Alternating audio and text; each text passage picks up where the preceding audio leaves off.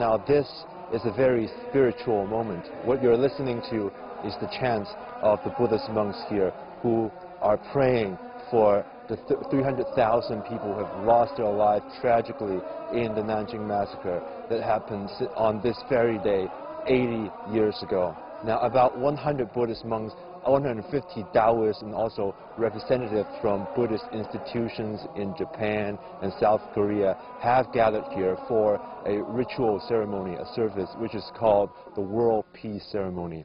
They will pray for the deceased in the atrocious Nanjing Massacre. As you can see, many have gathered in front of a wall here. Carved on the wall are over 10,000 names, each one of them a victim of the massacre 80 years ago. We've heard from the opening speech of the deputy head of the museum, Wang Weimin. I have been listening in, and he said the Nanjing Massacre has been a dark page in China's history, and he calls for people to not forget history and pursue world peace. After his speech, we listened to a 90-year-old living survivor of the massacre, Ge Daorong. He talked about how his uncles were captured by the Japanese invaders and were brutally killed, and he himself suffered leg injury during the massacre.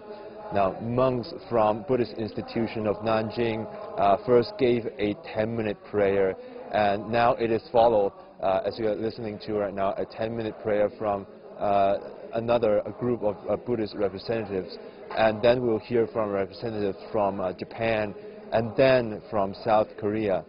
Now, in the continuing sound of the ritual, other participants of the event will, in the sound of the ritual, offer incense to honor the dead. It is a moment of grief, of spirituality. It is what people need to channel their emotion in their heart on this very special day that has a very special place in the Chinese people's collective memory. About 3 hours from now, we will also have a candlelit vigil attended by citizens from Nanjing and those who came from other places in China. As you can hear now, the prayer is still going on. It is a very spiritual moment.